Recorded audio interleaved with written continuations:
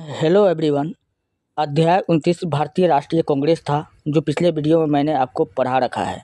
तो उसके बाद जो आज हमारा अध्याय 28 है, तो हम लोग उसको कंप्लीट करने वाले हैं। अध्याय 28 में है सांस्कृतिक और सामाजिक सुधार आंदोलन। इस चैप्टर में मैं आपको ब्रह्म समाज, आर्य समाज से जितने भी क्वेश्चन बनते हैं, इन सारे क्वेश्चन जो धार्मिक सुधार आंदोलन से रिलेटेड है, तो सारे क्वेश्चन मैं आपको कराऊंगा। तो चलिए हम लोग वीडियो को स्टार्ट करते हैं। पहला क्वेश्चन आपके सामने में है, ब्रह्म समाज का सिद्धांत किस पर आधारित है। ब्रह्म समाज के बारे में पहले अगर जाने तो हम लोग ब्रह्म समाज की स्थापना 1828 ईस्वी में राजा राम मोहन राय ने किया। कौन किया था? राजा राम मोहन राय ने किया था। और इनके बारे में याद रखना है, इन्होंने भारत में सती प्रथा का अंत किया था। और सती प्रथा का अंत पूछेगा इन्होंने किसकी सहायता से किया था, तो लॉर्ड विलियम बेटिक की सहायता से किया था। किसकी सहायता से किया था? तो लॉर्ड विलियम बेटिक की सहायता से किया था। चलिए अब हम लोग देखते हैं क्वेश्चन क्या कह रहा है। क्वेश्चन कहता है कि ब्रह्म समाज का सिद्धांत किस पर आधारित है। तो दोस्तों, ब्रह्म समाज का जो सिद्धांत है वह अद्वैतवाद के सिद्धांत पर आधारित है। तो चलिए अब हम लोग इसके डिस्कशन को देखते हैं। डिस्कशन है, भारतीय ब्रह्म समाज की स्थापना 20 अगस्त 1828 ईस्वी को राजा राम मोहन राय द्वारा कलकत्ता में की गई थी। तो क्वेश्चन आपसे पूछा जाएगा कि ब्रह्म समाज की स्थापना 20 अगस्त 1828 को कहाँ पर किया गया था? कलकत्ता में किया गया था। हिंदू धर्म का प्रथम सुधारवादी आंदोलन माना गया। दोस्तों, यह आंदोलन हिंदू धर्म का प्रथम सुधारवादी आंदोलन माना गया। ब्रह्म समाज का स्वरूप भारतीय था और इसे अद्वैतवादी हिंदुओं की संस्था कहा जाता था। क्वेश्चन पूछा जाएगा किस समाज को हम लोग अद्वैतवादी संस्था कहते हैं, तो ये हम लोग ब्रह्म समाज को कहते हैं। इसलिए ब्रह्म समाज का जो सिद्धांत है वह अद्वैतवाद के सिद्धांत पर आधारित है। राजा राम मोहन राय एवं एकेश्वरवाद में विश्वास करते थे। मतलब वो मानते थे कि दुनिया में एक ही ईश्वर है। तो इसी को हम लोग क्या कहते हैं? एकेश्वरवाद कहते हैं। उन्होंने मूर्ति पूजा एवं अवतारवाद का विरोध किया है। उन्होंने मूर्ति पूजा को का विरोध किया और अवतारवाद उन्होंने नहीं माना कि भगवान जो हैं वो फिर से कभी अवतार लेंगे। तो इन बातों पर उन्होंने क्या किया है? विरोध किया है। उनके उपदेशों का सार सर्वधर्म संभाव था। चलिए बढ़ते हैं नेक्स्ट। अगला है, दूसरे नंबर का प्रश्न है, निम्न महापुरुषों में कौन भारतीय राष्ट्रवाद का जनक कहलाता है? तो भारतीय राष्ट्रवाद का जनक भी हम लोग किसको कहते हैं? राजा राम मोहन राय को कहते हैं। इसको हम लोग भारत में पुनर्जागरण का पिता भी कहते हैं। चलिए इसके डिस्कशन को देखते हैं कि राजा राम मोहन राय को भारतीय पुनर्जागरण का पिता तथा भारतीय राष्ट्रवाद का जनक माना जाता है। तो क्वेश्चन आपसे पूछा जाएगा कि राजा राम मोहन राय को हम लोग क्या कहते हैं, तो आपको बताना है भारत में पुनर्जागरण का पिता और भारतीय राष्ट्रवाद का जनक माना जाता है। उन्होंने तत्कालीन हिंदू समाज में व्याप्त बुराइयों को समाप्त करने के लिए 20 अगस्त 1828 ईस्वी को कलकत्ता में ब्रह्म समाज की स्थापना की। मुगल शासक अकबर द्वितीय ने राजा राम मोहन राय को राजा की उपाधि दी। अब क्वेश्चन पूछा जाता है आपसे, राजा राम मोहन राय को राजा की उपाधि किसने दिया था? तो आपको क्या बताना है कि मुगल शासक अकबर सेकेंड ने दिया था। सामाजिक सुधार के क्षेत्र में राजा राम मोहन राय के प्रयासों के फलस्वरूप लॉर्ड विलियम बेटिक ने 1829 ईस्वी में सती प्रथा को प्रतिबंधित कर दिया था।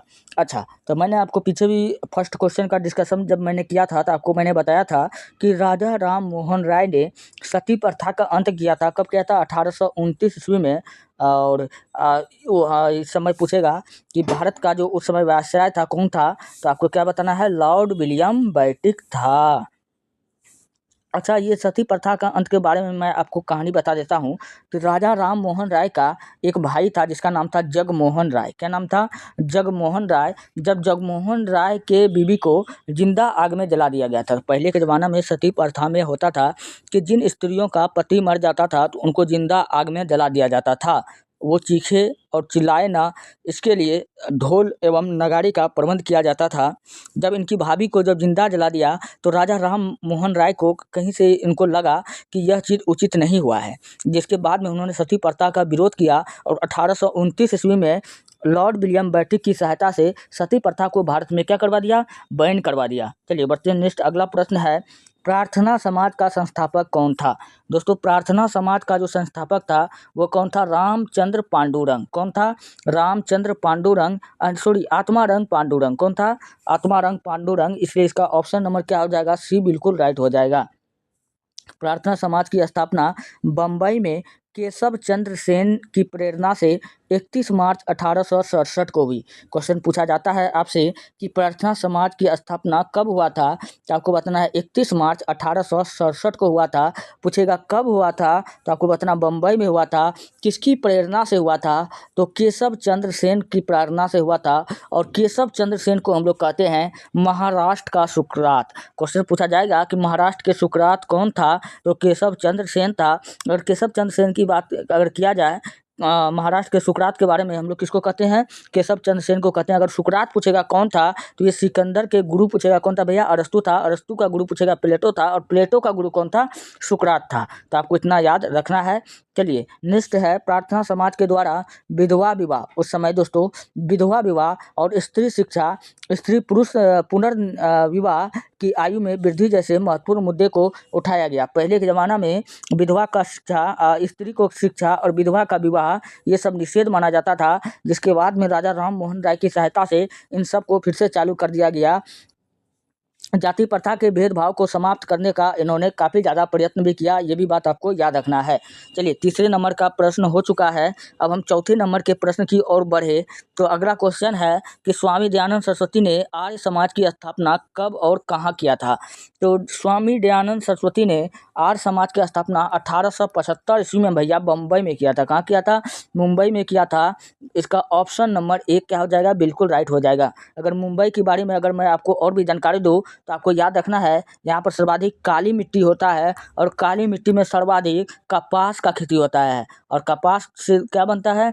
सूती वस्त्र बनता है। इसलिए मुंबई को हम लोग सूती वस्त्रों की राजधानी, या इसको हम लोग बॉलीवुड का शहर या सपनों की नगरी के नाम से हम लोग पूछेगा किसको जानते हैं, तो आपको क्या बताना है? मुंबई को जानते हैं। चलिए, हम लोग देखते हैं स्वामी दयानंद सरस्वती द्वारा 1875 ईस्वी में बम्बई में आर्य समाज की स्थापना की गई। इसके बाद 1877 ईस्वी में इसका मुख्यालय लाहौर को बनाया गया। चलिए, मैंने आपको अभी भी बताया कि मुंबई में आर्य समाज का स्थापना किया गया, परंतु इसका मुख्यालय पूछे कहाँ बनाया गया, तो आपको क्या बताना है कि लाहौर में बनाया गया। और आर्य समाज का मुख्य नारा पूछेगा क्या था, तो वेदों की और लौटो। तो इनका जो नारा क्या था? वेदों की और लौटो। और स्वामी दयानंद सरस्वती भी मूर्ति पूजा का विरोधी था। आपसे क्वेश्चन पूछा जाएगा ये किसका विरोधी था, तो मूर्ति पूजा का विरोधी था। इसका बचपन का नाम पूछे क्या था, तो आपको बताना मूल शंकर था। क्या नाम था? मूल शंकर था। और इनके किताब का नाम पूछेगा क्या था, तो सत्यार्थ प्रकाश था। क्या था?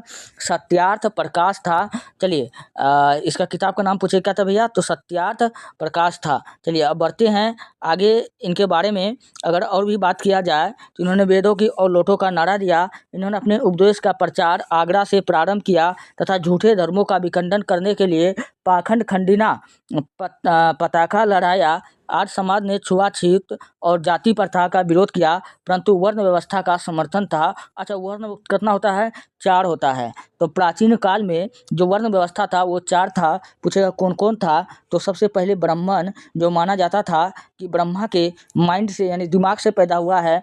और क्षत्रिय, जो माना जाता था कि ब्रह्मा के भुजा से पैदा हुआ है। और था वैश्य, जो व्यापार करता था, उसको व्यापार कहा गया। जो निम्न क्वालिटी का काम करता था उसको क्षुद्र यानी चंडाल बोला गया। इसका काम होता था जब भी कोई चीज़, गाय माल पशु उक्षु मर जाए तो उनको जलाना, और आदमी मर जाए तो इनको दाह संस्कार करना इनका काम हुआ करता था। चलिए, बढ़ते हैं नेक्स्ट। अगला प्रश्न आपके सामने में है, H.C. सीतलवाड़, B.N. राय तथा अल्लादी कृष्ण स्वामी अय्यर प्रख्यात सदस्य थे। ये पूछा जाता है कि किसका सदस्य था। ये जो था सर्वेंट ऑफ इंडिया सोसाइटी का सदस्य था। किसका सदस्य था? Servant of India society. अगर इस सदस्य के बारे में अगर माना जाए तो भारतीय सेवक संघ, या इसी को हम लोग कहते हैं सर्वेंट ऑफ इंडिया सोसाइटी। अगर इसकी स्थापना कब हुआ था, तो 1905 ईस्वी में। और 1905 ईस्वी में ही क्या हुआ था, तो बंगाल का विभाजन लॉर्ड कर्जन कर दिया था। और 1905 ईस्वी में एक घटना और हुआ था जिसको हम लोग स्वदेशी आंदोलन या बंग आंदोलन कहते हैं। दोस्तों, इसके बाद जो है बंग आंदोलन हमारा टॉपिक होगा। इस इसलिए आप चैनल को सब्सक्राइब करके और वीडियो को लाइक करके रख लीजिए, ताकि हमारा वीडियो समय समय तक आप तक पहुंचता रहे। अगर आपको वीडियो अच्छा लगता है, हेल्पफुल लगता है, तब आप हमारे चैनल को सब्सक्राइब कर लीजिए और वीडियो को लाइक कर लीजिए। जितना हो सके अपने दोस्तों में शेयर कर दीजिए। अगर आपको PDF चाहिए तो आप जाइए हमारे टेलीग्राम चैनल पर, वहाँ पर ITIHAS इतिहास की दुनिया 99 लिख करके वीडियो का PDF प्राप्त कर सकते हैं। तो 1905 ईस्वी में मैंने आपको बताया कि भारत सेवक संघ या इसी को हम लोग कहते हैं सर्वेंट ऑफ इंडिया सोसाइटी की स्थापना हुआ। पूछेगा कहाँ हुआ था, तो आपको बताना है कि पुणे में हुआ था। कहाँ हुआ था? पुणे में हुआ था। पूछेगा कौन किया था, तो गोपाल कृष्ण गोखले द्वारा किया गया था। अच्छा, ये गोपाल कृष्ण गोखले पूछेगा कौन था, तो ये महात्मा गांधी के राजनीतिक गुरु था और गोपाल कृष्ण गोखले के द्वारा किया गया। MC शीतलवाड़, BN राव तथा BN राव और अल्लादी कृष्ण स्वामी अय्यर इसके प्रमुख सदस्य थे। और इस सर्वेंट ऑफ इंडिया सोसाइटी का सदस्य पूछेगा गोपाल कृष्ण गोखले ने किया था। इसका सदस्य पूछेगा कौन कौन था, कि MC शीतलवाड़ और BN राव और अल्लादी कृष्ण स्वामी थे। गोखले का मानना था कि जब भारतीय शिक्षित होंगे तब उनका विकास होगा। पूछेगा ये कथन किसका है, कि जो कहा था कि जब भारतीय शिक्षित होंगे तभी उनका विकास हो पाएगा, तो ये कथन किसका था? तो ये कथन था गोपाल कृष्ण गोखले का था। और साथ ही वे पश्चिमी शिक्षा प्रणाली से भी अत्यधिक प्रभावित थे। यद्यपि गांधी जी पश्चिमी शिक्षा प्रणाली के विचार से सहमत नहीं थे। उन्होंने पश्चिम शिक्षा को नहीं मानते थे, वो पूर्वी शिक्षा को मानते थे। जाहिर सी बात है, सबको अपना देश प्रेम होता है, तो गांधी जी देश प्रेमी थे, तो वो इसलिए हम लोगों के शिक्षा के बारे में अधिक मानता था। जबकि पश्चिमी देश का जो लोग हुआ करता था, इंग्लैंड हो गया, अमेरिका हो गया, वो लोग के बारे में वो अच्छा उन लोग का जो सभ्यता है, रीति रिवाज है, वो भारत से अच्छा नहीं मानते थे। चलिए बढ़ते हैं नेक्स्ट। ऐसा नहीं था कि उनके मन में उस देश के प्रति घृणा था, नफरत था, ऐसा कुछ भी नहीं है, लेकिन सबको अपना देश प्रेम होता है, तो गांधी जी भी देश प्रेमी थे। चलिए बढ़ते हैं नेक्स्ट। अगला है, निम्नलिखित में से किसने 1872 ईस्वी में नेटिव मैरिज एक्ट को पारित कराने में महत्वपूर्ण भूमिका निभाई थी? अब क्वेश्चन पूछा जाता है कि नेटिव मैरिज एक्ट को किसने पारित कराने में महत्वपूर्ण भूमिका निभाई थी, तो वो निभाया था, तो कौन निभाया था, तो वो 6ठा नंबर का प्रश्न है, तो वो कौन किया था, तो देवेंद्रनाथ टैगोर। चलिए यहाँ 6ठा नंबर का क्वेश्चन यहाँ से हम लगा देते हैं। तो चलिए यहाँ 6ठा नंबर का प्रश्न यहाँ हो गया, तो वो कौन किया था, केशव चंद्र सेन ने किया था। और केशव चंद्र सेन को हम लोग क्या कहते हैं, महाराष्ट्र का सुकरात कहते हैं। तो चलिए यहाँ केशव चंद्र के बारे में कुछ जानकारी दिया हुआ है। तो 1872 ईस्वी में केशव चंद्र सेन के प्रयासों द्वारा पारित नेटिव मैरिज एक्ट ब्रह्म विवाह में लड़कियों की विवाह की न्यूनतम आयु 14 वर्ष तथा लड़कों की न्यूनतम आयु 18 वर्ष किया गया। तो ब्रह्म समाज का जब स्थापना हुआ, तो इस समाज के तहत ब्रह्म विवाह मतलब सबसे अच्छा जो विवाह को हम लोग 8 कैटेगरी में बांटते हैं। पूछेगा विवाह कितना प्रकार का होता है, तो 8 प्रकार का होता है। तो इनमें से जो ब्रह्म विवाह था, जो माता पिता के आशीर्वाद से पूरा होता था, एक विवाह वो भी होता है लव मैरिज वाला, जिसको हम लोग अशुभ विवाह की कैटेगरी में रखते हैं। तो अशुभ विवाह भी 4 है, अशुभ विवाह भी 4 है। तो लड़कियों के विवाह के लिए न्यूनतम आयु उन्होंने कितना वर्ष फिक्स किया था, तो 14 वर्ष, और लड़कों के लिए 18 वर्ष किया गया है। इस अधिनियम द्वारा बहुपत्नी प्रथा को भी समाप्त कर दिया। पहले के ज़माने में आपने देखा होगा, कई राजा महाराजाओं के पास में बहुत सारी पत्नी हुआ करता था। तो उनके बाद जब इन्होंने क्या किया था कि अब ये चीज़ बहुपत्नी नहीं, किसी के पास में एक ही पत्नी रहेगा, वो सबसे बढ़िया कानून भी है आजकल के लिए, तो इसलिए इन्होंने बहुपत्नी प्रथा को क्या कर दिया, समाप्त कर दिया। चलिए बढ़ते हैं नेक्स्ट। अगला है, 19वीं सदी के प्रसिद्ध पारसी समाज सुधारक थे। अब पारसी समाज सुधारक कह रहा है, तो वो कौन था, तो वो था बहराम जी M मालाबारी। तो ऑप्शन नंबर डी क्या हो जाएगा, बिल्कुल राइट होगा। तो बहराम जी M मालाबारी 19वीं सदी के पारसी समाज सुधारक थे। उन्होंने बाल विवाह के विरोध तथा विधवा पुनर्विवाह के समर्थन में एक पत्र संपादन किया था। अच्छा, पहले के ज़माना में बाल विवाह होता था, तो इनको रोकने का भी कार्य में इन्होंने साथ दिया। और विधवा पुनर्विवाह पहले वर्जित था, और इनको क्या कर दिया, कहा कि विधवा को भी जीवन जीने का अधिकार होता है, और इनको क्या कर दिया, कानूनी मान्यता दे दिया। बहराम जी M मालाबारी के प्रयत्नों के फलस्वरूप 1891 ईस्वी में बाल विवाह को प्रतिबंधित करने वाला एक प्रस्ताव लाया गया, ताकि अब कोई भी व्यक्ति अगर बाल विवाह करेगा तो उनको कड़ा से कड़ा सजा दिया जाएगा। ये कब कहा गया, 1891 ईस्वी में, जिसे मालाबारी प्रस्ताव कहा जाता है। और इस प्रस्ताव को पूछेगा हम लोग क्या कहते हैं, तो मालाबारी प्रस्ताव कहा जाता है। इसका संबंध पूछेगा किससे है, तो विधवा पुनर्विवाह से है। इसका परिणाम स्वरूप एक अधिसूचना सूचना पारित हुई जिसे आयु सम्मति अधिनियम कहा गया, जिसमें 12 वर्ष से कम आयु की कन्याओं के विवाह पर प्रतिबंधित लगाया गया कि अगर कोई भी व्यक्ति 12 वर्ष से कम लड़कियों का विवाह करता है उस पर उसको कानूनी सजा दिया जाएगा। नेक्स्ट है, बहुजन समाज का संस्थापक कौन था? दोस्तों, बहुजन समाज का जो संस्थापक था वो था मुकुंद राव पाटिल। कौन था? ऑप्शन नंबर इसका बी क्या होगा? राइट होगा। अच्छा, ज्योतिबा फुले के बारे में आप तो जानते ही होंगे। इन्होंने क्या किया था? सत्य शोधक समाज का स्थापना किया था। ये बात आपको याद रखना है, कई बार पूछा भी गया है। तो ज्योतिबा फुले के विचार से प्रेरित होकर मुकुंद राव पाटिल एवं शंकर राव जाधव ने 1910 ईस्वी में सातारा में बहुजन समाज की स्थापना किया था। क्वेश्चन पूछा जाता है कि बहुजन समाज का स्थापना कौन कौन किया था, तो आपको क्या बताना है? मुकुंद राव पाटिल और शंकर राव जाधव ने। पूछेगा कब किया था, तो 1910 ईस्वी में। पूछेगा कहाँ किया था, तो सातारा में। ये सातारा पूछेगा कहाँ पड़ता है भैया, तो ये आपको बताना कि महाराष्ट्र में पड़ता है। कहाँ पड़ता है? महाराष्ट्र में सातारा पड़ता है। और सातारा के बारे में तो आप जानबे करते हैं, ये सूती वस्त्र उत्पादन में फेमस है। महाराष्ट्र में कोल्हापुर, सोलापुर, सातारा, नागपुर, ये सब क्या है? सूती वस्त्र उत्पादन का फेमस जगह है। और आपको क्या बताना है कि यह किसके विचार से प्रभावित था? मुकुंद राव पाटिल और शंकर राव जाधव। तो आपको बताना है ज्योतिबा फुले। ज्योतिबा फुले के बारे में मैंने अभी आपको बताया। ये किसका समाज स्थापना किया था? तो सत्य शोधक समाज का स्थापना किया था। तो याद रखना।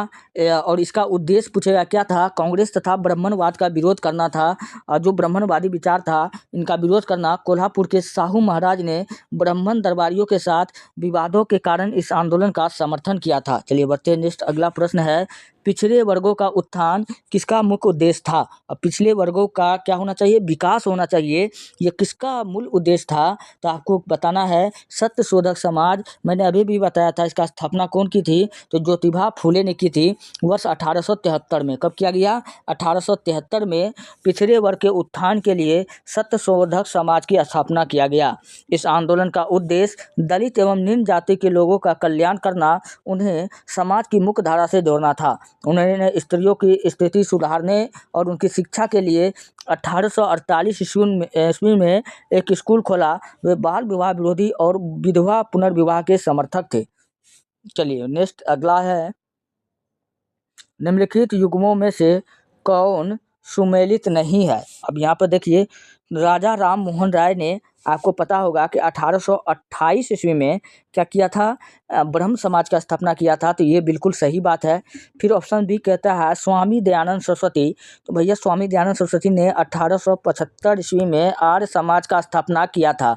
और स्वामी विवेकानंद, इन्होंने किसका स्थापना किया था? तो रामकृष्ण मिशन का स्थापना किया था। अच्छा, फिर यहाँ पर देखिए ऑप्शन डी में है महागोविंद रानडे। इन्होंने थियोसॉफिकल सोसाइटी का स्थापना ये नहीं किया था, जबकि थियोसॉफिकल सोसाइटी का स्थापना 1784 ईस्वी में किया गया, कर्नल अलकाट के द्वारा किया गया। तो ये ऑप्शन यहाँ पे गलत दिख रहा है, तो इसलिए ऑप्शन डी आपका क्या होगा? क्वेश्चन के हिसाब से राइट आंसर होगा ऑप्शन डी। चलिए अब महागोविंद रानडे के बारे में अगर जाने, इन्होंने थियोसॉफिकल सोसाइटी की स्थापना नहीं किया। मैंने अभी भी आपको बताया कि थियोसॉफिकल सोसाइटी से नहीं बल्कि यह प्रार्थना समाज से संबंधित था और इनका स्थापना 1867 में हुआ था। जबकि राजा राम मोहन राय ब्रह्म समाज की स्थापना पीछे मैंने अभी जस्ट बताया कि 1828 में हुआ। स्वामी दयानंद सरस्वती ने 1875 में आर्य समाज का स्थापना किया। स्वामी विवेकानंद ने कब किया था? 1896 से 97 में रामकृष्ण मिशन की स्थापना कहाँ किया था? तमिलनाडु में किया था। आपको ये बात आपको याद रखना है। और स्वामी विवेकानंद को हम लोग क्या कहते हैं? तूफानी हिंदू कहते हैं। क्या कहते हैं? तूफानी हिंदू कहते हैं। पूछेगा स्वामी विवेकानंद को स्वामी की उपाधि कौन दिया था? तो महाराज खेतड़ी ने दिया था। कौन दिया था? महाराज खेतड़ी ने इनको स्वामी की उपाधि दिया था। आपको ये बात याद रखनी है। चलिए नेक्स्ट अगला है, निम्नलिखित में कौन सा सही सुमेलित नहीं है? फिर यहाँ पर दिया हुआ है कि कौन सही सुमेलित नहीं है, तो है तत्वबोधनी समाज। हाँ, इसका भैया केशव चंद्र सेन ने किया था। अब भारतीय ब्रह्म समाज अभी मैंने बताया 1878 में लाला लाजपत राय। अरे भैया अभी तो मैंने आपको बताया कि ब्रह्म समाज की स्थापना 1828 में कौन किया था? स्वामी ब्रह्म समाज की स्थापना कौन किया था? तो अभी मैंने आपको क्या बताया कि ब्रह्म समाज का जो स्थापना किया था स्वामी राजा राम मोहन राय ने किया था। अभी जस्ट बताया। देखिए कभी कभी दिमाग जो होता है ना, तो सही जगह जानते हुए क्वेश्चन कभी कभी मिस हो जाता है, तो इसलिए थोड़ा कभी कभी याद नहीं आता है, तो इसके लिए सॉरी मैं चाहता हूँ। तो भारतीय ब्रह्म समाज की स्थापना कौन किया था? तो अभी मैंने आपको बताया, क्या कौन बताया? तो भारतीय ब्रह्म समाज की स्थापना राजा राम मोहन राय ने किया था 1828 ईस्वी में। तो ये यहाँ पर गलत है, जबकि सत्यशोधक समाज का स्थापना देवेंद्र टैगोर ने किया था। The servant of India society, इसका भी स्थापना गोपाल कृष्ण गोखले जो महात्मा गांधी के गुरु थे, ये किया था। जबकि यही ऑप्शन नंबर 1 क्या हो जाएगा? बिल्कुल राइट हो जाएगा। यहाँ पे देखिए कुछ यहाँ पर गलत दिया हुआ है। तो भारतीय ब्रह्म समाज की स्थापना लाला लाजपत राय मोहन राय थोड़ी किया था। कौन किया था? वही ने किया था। यहाँ पर ऑप्शन यहाँ पर गलत दिया हुआ है। चलिए यहाँ पर हम लोग देख लेते हैं। तो यहाँ पे कुछ यहाँ पे मिस है, इसलिए मैंने आपको बताया। राणा रे के शिष्य गोपाल कृष्ण गोखले ने 1905 ईस्वी में सर्वेंट ऑफ इंडिया की स्थापना की थी। बिल्कुल सही बात है। देवेंद्र टैगोर ने 1839 में तत्वबोधिनी समाज की स्थापना की। ब्रह्म समाज की स्थापना 1828 में राजा राम मोहन राय ने की। सत्यबोधक समाज की स्थापना 1875 ईस्वी में ज्योतिबा फुले से संबंधित है। तो यहाँ पर जो है डिस्कशन सही दिया हुआ है, लेकिन यहाँ पर जो आंसर जो है गलत दिया हुआ है। तो आंसर इसका क्या होगा? ऑप्शन ए क्या होगा? बिल्कुल राइट होगा। चलिए बढ़ते हैं नेक्स्ट। अगला है शारदा अधिनियम के अंतर्गत लड़कियों एवं लड़कों के विवाह की न्यूनतम आयु क्रमशः कितना निर्धारित की गई थी? तो वो कितना किया गया था? तो 14 और 18 वर्ष किया गया था। तो ऑप्शन नंबर बी क्या होगा? राइट होगा। चलिए यहाँ देख लेते हैं। डॉक्टर हरविलास शारदा के प्रयास से 1929 ईस्वी में बाल विवाह निरोधक अधिनियम, जिसको हम लोग शारदा एक्ट कहते हैं, यह प्रचलित हुआ, यानी अस्तित्व में आया। इस अधिनियम के अनुसार लड़कियों की विवाह की न्यूनतम सीमा 14 वर्ष और लड़कों की विवाह का जो निर्धारित आयु किया गया वो कितना किया गया? 18 वर्ष किया गया। और 1891 ईस्वी में ब्रिटिश सरकार ने एज ऑफ कॉन्सेप्ट एक्ट पारित किया। क्वेश्चन पूछा जाएगा कि ब्रिटिश सरकार ने एज ऑफ कॉन्सेप्ट एक्ट कब पारित किया? 1891 ईस्वी में किया। इस अधिनियम के अनुसार 12 वर्ष से कम आयु की कन्याओं के विवाह पर क्या किया गया? प्रतिबंध लगा दिया गया। चलिए नेक्स्ट अगला है। निम्न में से किस वर्ग को सर्वप्रथम पश्चिमी सभ्यता ने प्रभावित किया था? इनमें से ऑप्शन 4 को दिया हुआ है। तो किनको पश्चिमी सभ्यता ने प्रभावित किया था? वो था शिक्षित हिंदू मध्यम वर्ग। वो पश्चिमी सभ्यता को अधिक महत्व देते थे, इसलिए इसका ऑप्शन नंबर सी क्या होगा? राइट होगा।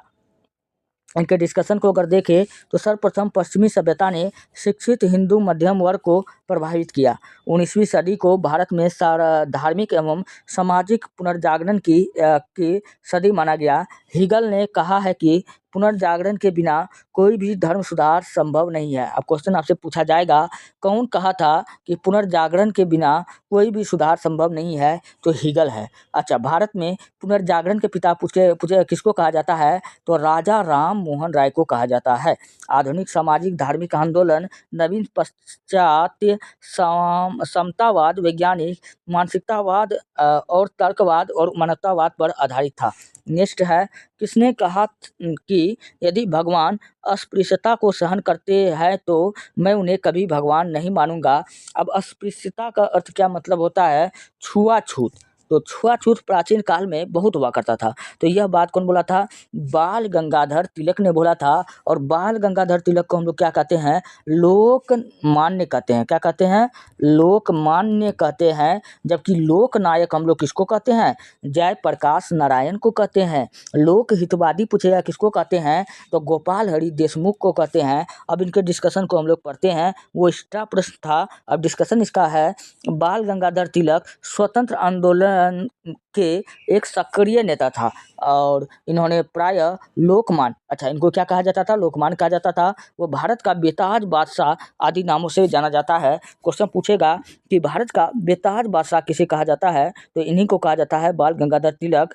अपनी राष्ट्रवादी गतिविधियों में हिंदू धार्मिक क्रियाकलापों को महत्वपूर्ण स्थान देते थे, परंतु वे अस्पृश्यता, जिसको हम लोग छुआछूत कहते हैं, और जाति विधि का क्या था? विरोधी था। अस्पृश्यता उन्मूलन के लिए आयोजित एक कार्यक्रम में उन्होंने कहा था, यदि भगवान अस्पृश्यता को सहन करे तो मैं भगवान को भी नहीं मानूंगा। ये कथन किसका था? तो ये कथन बाल गंगाधर तिलक का था। अगर इनकी मृत्यु का बात किया जाए तो 1 अगस्त 1920 को हुआ। क्वेश्चन ये भी पूछा जाता है कि जिस दिन इसका मृत्यु हुआ उस दिन हम लोग इसको बाल गंगाधर तिलक का जिस दिन मृत्यु हुआ उस दिन कौन सा आंदोलन शुरू हुआ था? तो उस दिन असहयोग आंदोलन शुरू हुआ था। कौन आंदोलन शुरू हुआ था? असहयोग आंदोलन शुरू हुआ था। नेक्स्ट है थियोसॉफिकल सोसाइटी की स्थापना किसने किया था? तो इनका जो स्थापना हुआ था 1784 ईस्वी में कर्नल ब्लाडवस्की और कर्नल अल्काट। तो यहाँ पर कौन दिया है? Madam HP ब्लाडवस्की। हाँ, तो ये ब्लाउस्कन दिया ब्लावत्स्की।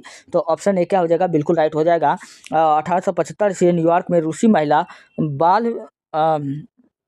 बालवत्स्की और अमेरिकी सैनिक अधिकारी कर्नल अल्काट, मैंने अभी भी आपको बताया कर्नल अल्काट के द्वारा किया गया था। तो इसका एक नाम और याद रखना है, कर्नल अल्काट द्वारा थियोसॉफिकल सोसाइटी की स्थापना किया गया। इसके संस्थापक भारत में जनवरी 1819 में पहुंचे। उन्होंने 1882 ईस्वी में मद्रास के समीप अड्यार में सोसाइटी की मुख्यालय स्थापित किया। 19वीं शताब्दी के उत्तरार्ध में नव हिंदूवाद के सर्वश्रेष्ठ प्रतिनिधि पूछेगा कौन था? तो वो कौन था? तो स्वामी विवेकानंद, जिसको हम लोग तूफानी हिंदू कहते हैं। और इनके बारे में अगर देखें तो इन्होंने नव हिंदूवाद का सर्वश्रेष्ठ प्रतिनिधि स्वामी विवेकानंद को माना जाता है। अगर इन्होंने 1863 से 1910 ईस्वी तक रामकृष्ण परमहंस की शिक्षाओं को, अच्छा इनके गुरु का भी नाम क्या था? रामकृष्ण परमहंस था। तो इनकी जो गुरु था, तो ये गुरु के बात को मानेगा। तो इन्होंने उनकी शिक्षाओं को साकार करने तथा उनके प्रचार प्रसार करने तथा भारतीय दर्शन का साधारण भाषा में वर्णन करने का श्रेय जाता है। 1893 ईस्वी में शिकागो गए, जहां उन्होंने विश्व धर्म संसद में भारत की ओर से सनातन धर्म की व्याख्या की। अच्छा, विश्व धर्म संसद का कहने का मतलब हुआ कि इन्होंने भारत की तरफ से जो है पहली बार अमेरिका में भाषण दिया था, शिकागो में। आपको ये बात याद रखना है, जहां इनको 0 सेकंड में भाषण देने का मौका मिला था। नेक्स्ट है, अगला है, महाराष्ट्र के किस समाज सुधारक को लोकहितवादी कहा जाता है? तो लोकमान्य बाल गंगाधर तिलक को कहते हैं। लोकमान्य बाल गंगाधर तिलक। लोकहितवादी पूछेगा किसको कहते हैं? तो गोपाल हरि देशमुख को कहते हैं। तो ऑप्शन नंबर डी क्या होगा? राइट होगा।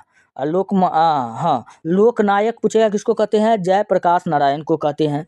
तो ये सब जानकारी है। लोकनायक, लोकमान्य से अगर क्वेश्चन पूछेगा तो ऐसे घुमा के क्वेश्चन आपसे पूछता है, आपको जवाब देना पड़ता है। महाराष्ट्र के समाज सुधारक गोपाल हरि देशमुख 1823 से 1892 ईस्वी पेशे से, इस काल में इन्होंने पेशे से यह न्यायाधीश था जो 1880 ईस्वी में गवर्नर जनरल परिषद की सदस्य भी रहा। लोकहितवादी के नाम से ये जाने जाते हैं। अभी भी मैंने आपको बताया, गोपाल हरि देशमुख राष्ट्रीय आत्मनिर्भरता के प्रतीक के रूप में हस्त निर्मित खादी वस्त्र पहनकर 1876 ईस्वी में दिल्ली दरबार में उपस्थित हुए थे। उन्होंने ज्ञान प्रकाश, इंदु प्रकाश, लोकहितवादी समाचार पत्रों की स्थापना की। अब क्वेश्चन ये भी पूछा जाता है कि ज्ञान प्रकाश और इंदु प्रकाश लोकहितवादी समाजवादी पत्र का स्थापना किसने किया था? तो गोपाल हरि देशमुख ने किया था। नेक्स्ट है 18वां नंबर का प्रश्न, कलकत्ता के सुप्रसिद्ध प्रेसिडेंसी कॉलेज, जिसको हम लोग पूर्व हिंदू कॉलेज कहते हैं, इनकी स्थापना पूछेगा कौन किया था? तो इसका भी स्थापना राजा राम मोहन राय ने किया था। तो इनका स्थापना की अगर बात किया जाए तो 1817 में किया गया। सुप्रसिद्ध प्रेसिडेंसी, कलकत्ता प्रेसिडेंसी उस समय प्रसिद्ध था और अंग्रेजों का गर्व था, आपको पता ही होगा। हिंदू कॉलेज की स्थापना राजा राम मोहन राय ने डेविड हेयर की सहायता से की थी। अब क्वेश्चन पूछा जाता है ये भी कि हिंदू कॉलेज की स्थापना राजा राम मोहन राय ने किसकी सहायता से किया? तो डेविड हेयर की सहायता से किया। पाश्चात्य पद्धति पर आधारित उच्च शिक्षा देने वाला यह प्रथम कॉलेज था जो कि मानवतावाद, तर्कवाद, समाजवाद पर आधारित था। 1854 ईस्वी में यह कॉलेज प्रेसिडेंसी कॉलेज बन गया। नेक्स्ट है, रामकृष्ण मिशन की स्थापना किसने की थी? दोस्तों, रामकृष्ण मिशन की स्थापना स्वामी विवेकानंद यानी नरेंद्र नाथ, इसका बचपन का नाम पूछे क्या था? तो नरेंद्र नाथ दत्त था। इसका ऑप्शन नंबर भी क्या होगा? बिल्कुल राइट हो जाएगा। नेक्स्ट है, ये रामकृष्ण मिशन की स्थापना, इसका डिस्कशन है कि 1897 ईस्वी में हुआ। पूछेगा कौन किया था? तो स्वामी विवेकानंद ने किया था। और क्वेश्चन पूछा जाएगा कि रामकृष्ण मिशन की स्थापना भी कौन किया था, इन्होंने किया था। और वेल्लूर मठ आपको याद रखना है, सर्वप्रथम मठ की स्थापना कलकत्ता के समीप बारानगर में की गई। तत्पश्चात इसके बाद बेल्लूर मठ का स्थापना किया। और कहाँ किया था, कलकत्ता में किया था। किया गया 1899 ईस्वी में। और कब किया गया, 1899 ईस्वी में अल्मोड़ा के मायावती नामक स्थान पर बेलूर मठ की एक शाखा अद्वैत मठ की स्थापना की गई, जिसका नाम क्या था, अद्वैत मठ था। नेक्स्ट है, राजा राम मोहन राय द्वारा स्थापित प्रथम संस्था था। तो राजा राम मोहन राय द्वारा स्थापित कौन सा संस्था था, पहला आत्मीय सभा था। तो इसका ऑप्शन नंबर बी क्या होगा, राइट होगा।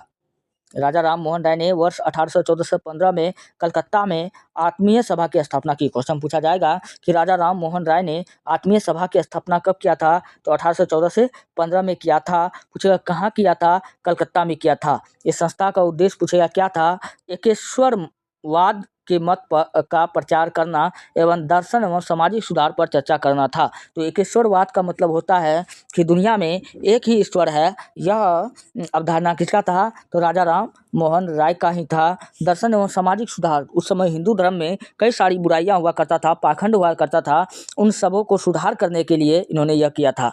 और 1823 ईस्वी तक यह सभा निष्क्रिय हो गई। और 1839 ईस्वी में देवेंद्रनाथ टैगोर ने राजा राम राय के विचारों के प्रसार को के लिए तत्वबोधिनी समाज की स्थापना की। आप क्वेश्चन ये भी पूछा जाता है कि तत्वबोधिनी समाज का स्थापना कौन किया था, तो देवेंद्रनाथ टैगोर ने किया था। नेक्स्ट है, मिलाने वाला है, तो मिलाने वाला यहाँ देख लीजिए, महात्मा गांधी।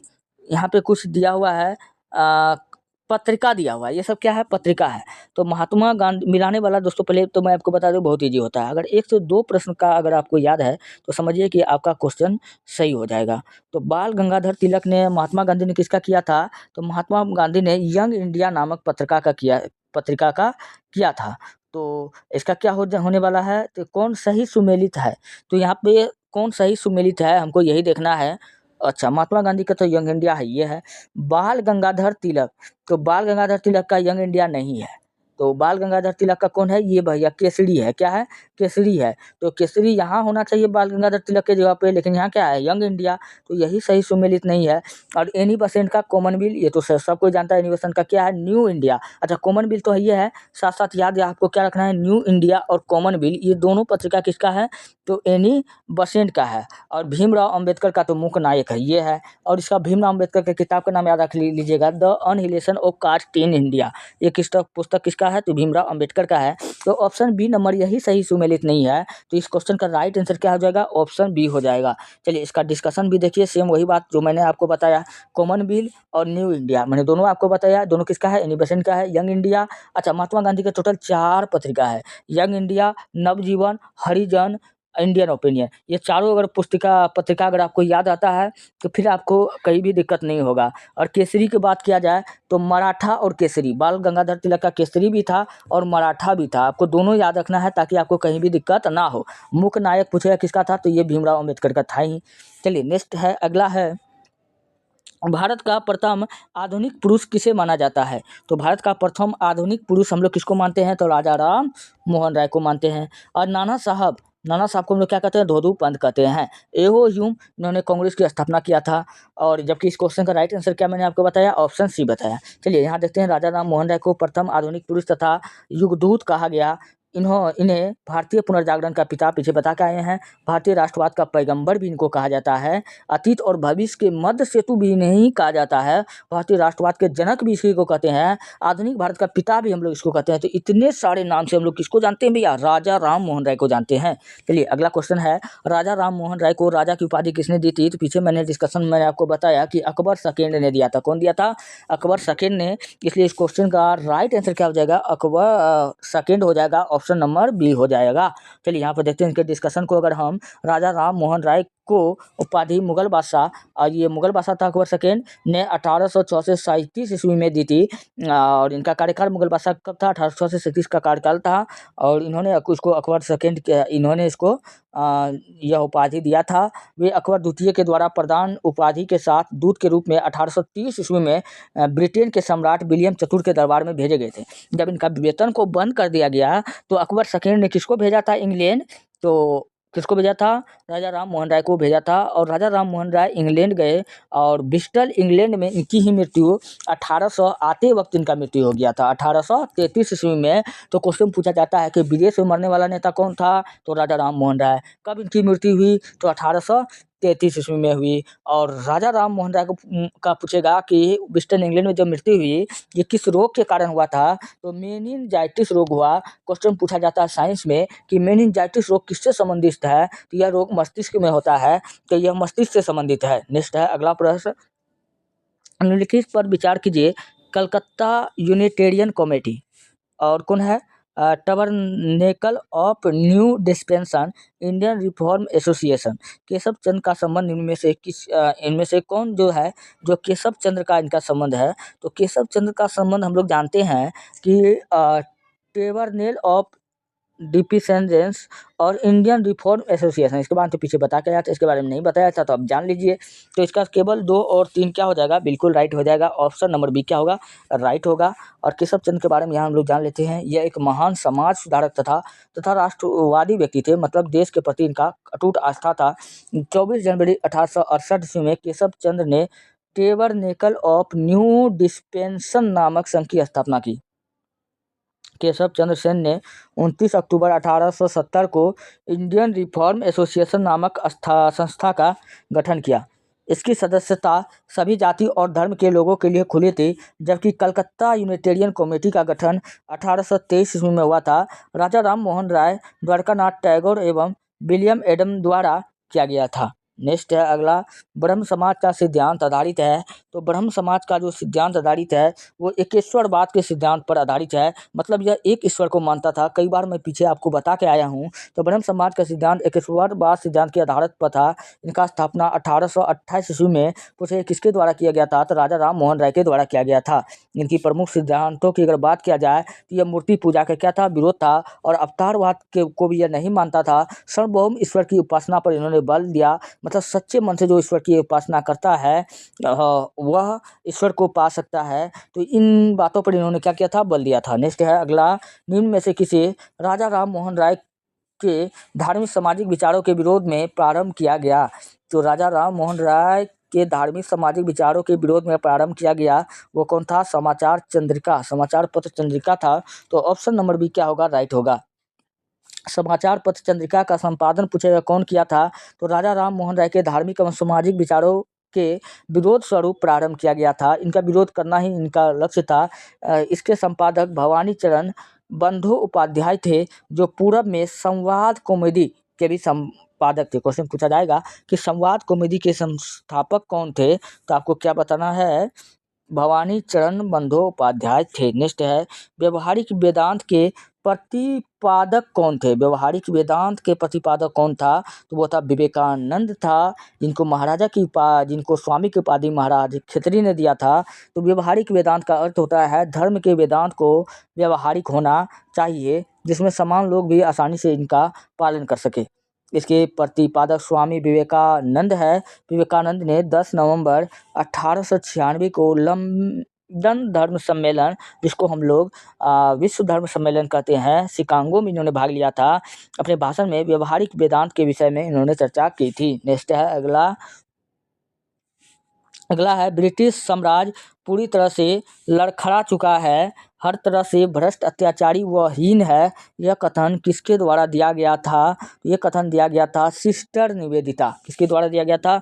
सिस्टर निवेदिता। अब मैं आपको अगर बता दूं कि सिस्टर निवेदिता भैया कौन है, तो ये स्वामी विवेकानंद की शिष्या थी। महिला शिष्य होता है तो उनको शिष्या कहा जाता है। तो एक महिला थी, और जो किनके शिष्य थे? तो ये स्वामी विवेकानंद धर्मगुरु जो थे उन्हीं के ये शिष्य थे, शिष्या थी। स्वामी विवेकानंद ने 1893 ईस्वी में शिकागो धर्म सम्मेलन में व्यक्त विचारों से प्रभावित होकर मार्गरेट नोबल नामक ब्रिटिश आयरिश महिला विवेकानंद की शिष्या बनकर भारत आई। अब क्वेश्चन पूछा जाता है कि पहला विदेशी शिष्या कौन थी? ब्रिटिश आयरिश, जो स्वामी विवेकानंद की पहला विदेशी शिष्या बनकर भारत आई, जो भारत में सिस्टर निवेदिता नाम से प्रसिद्ध हुई। और इन्हीं को हम लोग अभी किस नाम से जानते हैं? सिस्टर निवेदिता। भारत में वो तो ब्रिटिश नाम था, लेकिन भारतीय नाम इसी को क्या कहा गया? सिस्टर निवेदिता।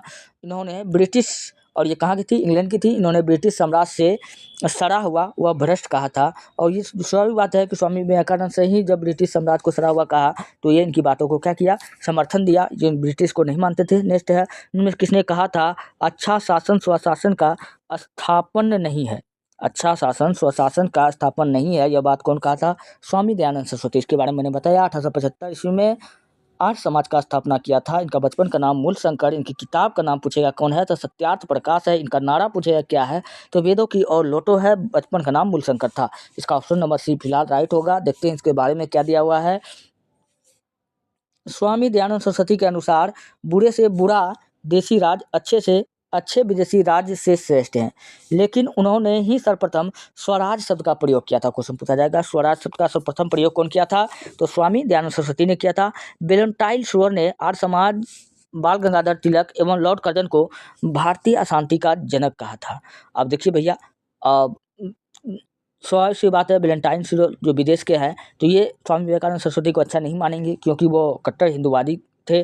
तो उन्होंने ये क्या किया कि आर्य समाज के जो संस्थापक हैं स्वामी दयानंद सरस्वती और बाल गंगाधर तिलक, मतलब क्या, बाल गंगाधर तिलक और लॉर्ड कर्जन, जिन्होंने 1905 में बंगाल का विभाजन कर दिया था, इनको क्या कहा गया, अशांति का जनक कह दिया।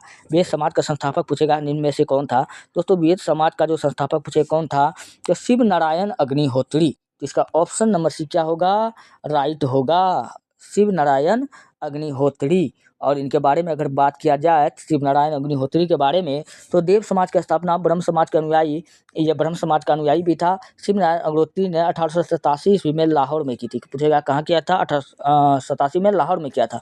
इसके प्रमुख सिद्धांतों में प्रभु की सत्ता, आत्मा की अमरता, मतलब प्रभु पर विश्वास और आत्मा पर बल, सत्कार आदि पर बल दिए थे। इन्हें देव शास्त्र नामक पुस्तिका भी लिखी। पूछेगा कि इन्होंने कौन सा पुस्तिका लिखा था तो देव शास्त्र। नेक्स्ट है, हिंदू विधवा पुनर्विवाह अधिनियम किस वर्ष पारित हुआ था तो हिंदू विवाह पुनर्अधिनियम ये पूछा किस वर्ष पारित हुआ था तो ये हुआ था 1856 ईस्वी में। ईश्वर चंद्र विद्यासागर के अथक प्रयासों से 1856 ईस्वी में विधवा पुनर्विवाह अधिनियम पारित किया गया। अर्थात इसमें बताया गया विधवाओं के उत्थान हेतु प्रयासरत एवं महत्वपूर्ण व्यक्ति D.K. कर्वे भी थे, जिन्होंने पूना में विधवा आश्रम की स्थापना की थी। क्वेश्चन पूछा जाएगा कि पुणे में विधवा आश्रम की स्थापना किसने की थी तो D.K. कर्वे। नेक्स्ट है, नेटिव मैरिज एक्ट किस वर्ष पारित हुआ था तो नेटिव मैरिज एक्ट जो पारित हुआ था वो 1872 में हुआ था। तो ऑप्शन बी क्या होगा, बिल्कुल राइट हो जाएगा। और ये किसके प्रयासों से हुआ था तो केशव चंद्र सेन के प्रयासों से 1872 ईस्वी में नेटिव मैरिज एक्ट पारित किया गया। किसके प्रयास से, केशव चंद्र सेन। इसको क्या कहा जाता है, महाराष्ट्र का सुकरात। इस एक्ट के अंतर्गत विवाह हेतु लड़के व लड़कियों की आयु 18 और 14 वर्ष था। ये तो मैंने पीछे आपको बता दिया, लड़का की उम्र 18 था, लड़कियों की उम्र 14 था, निर्धारित किया गया। इसे ब्रह्म विवाह अधिनियम भी कहते हैं। ब्रह्म विवाह अधिनियम भी हम लोग कब कहते हैं, पूछे कब लागू हुआ 1872 ईस्वी में। नेक्स्ट है अगला, निम्नलिखित में से किस समाज सुधारक ने 1826 को जूरी अधिनियम का घोर विरोध किया तो जूरी अधिनियम का जो विरोध किया था तो राजा राम मोहन राय ने किया था। तो ऑप्शन बी क्या होगा, राइट होगा। 1826 के जूरी अधिनियम का विरोध राजा राम मोहन राय ने किया था क्योंकि इस अधिनियम के द्वारा न्यायालयों में धार्मिक आधार पर भेदभाव प्रारंभ हुआ था। इसके अनुसार किसी भी भारतीयों के मामले की सुनवाई अंग्रेज व ईसाई जज कर सकते थे, मतलब भारतीय जज नहीं कर सकता था किसी भी मामले में, परंतु जिसका विरोध भी हुआ, परंतु अंग्रेज एवं ईसाइयों के मामले की सुनवाई का अधिकार धर्म से संबंधित जज नहीं कर सकते थे। चलिए नेक्स्ट है अगला,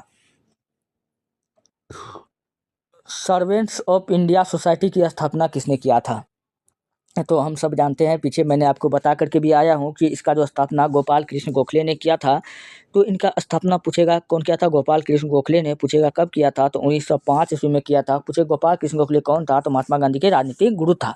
इसका उद्देश्य ऐसे प्रचारकों का समूह बनाना था जो किसी भी परिस्थिति में भारत माता की सेवा करने हेतु तैयार हो। नेक्स्ट है अगला, भारतीय सेवक समाज की स्थापना किसने की थी तो भारतीय सेवक समाज का स्थापना जो किया गया था वो गोपाल कृष्ण गोखले के द्वारा किया गया था। ऑप्शन नंबर सी क्या होगा, राइट होगा। गोपाल कृष्ण गोखले महात्मा गांधी के जो राजनीतिक गुरु थे, यह एक महान समाज सुधारक और शिक्षाविद थे और काफ़ी जानकार भी थे। उन्होंने वह जिन्होंने भारत के स्वतंत्रता आंदोलन को अनुकरणीय नेतृत्व प्रदान किया। भारतीय शिक्षा के विस्तार के लिए 1905 में उन्होंने सर्वेंट्स ऑफ इंडिया सोसाइटी की स्थापना की और 1905 में ही 3 चीज़ हुआ था। बंगाल का विभाजन जो लॉर्ड कर्जन ने किया था, स्वदेशी आंदोलन जिसको हम लोग भंग आंदोलन कहते हैं, और तीसरा आपको क्या याद रखना है, सर्वेंट ऑफ इंडिया सोसाइटी। तीनों याद रखना है, जैसे मैं याद रखता हूँ आप लोग भी इस प्रकार तीनों को याद रख लीजिए। महात्मा गांधी गोपाल कृष्ण गोखले को अपना राजनीतिक गुरु मानते थे, कई बार मैंने आपको पीछे भी बता करके आया हूँ। तो इसका राइट आंसर फिलहाल क्या था, ऑप्शन सी था। दोस्तों ये रहा आज का धार्मिक सुधार आंदोलन। इसमें मैंने आपको कंप्लीट बताया। अभी तक जितने भी क्वेश्चन पूछे गए हैं, जितना क्वेश्चन पूछा गया है, संभवतः सारे क्वेश्चन यहीं से पूछा जाता है। अगर यहाँ से क्वेश्चन पूछा जाता है तो आपसे हो जाएगा। अगर आपको वीडियो अच्छा लगता है तो आप हमारे चैनल को सब्सक्राइब कर लीजिए, वीडियो को लाइक कर लीजिए। PDF चाहिए जाइए हमारे टेलीग्राम चैनल पर, वहाँ पर ITIHAS इतिहास KI इतिहास की DUNIYA दुनिया 99 इतिहास की दुनिया 99 लिख करके वीडियो का PDF ले लीजिए। मिलते हैं नेक्स्ट वीडियो में। धन्यवाद। जय हिंद।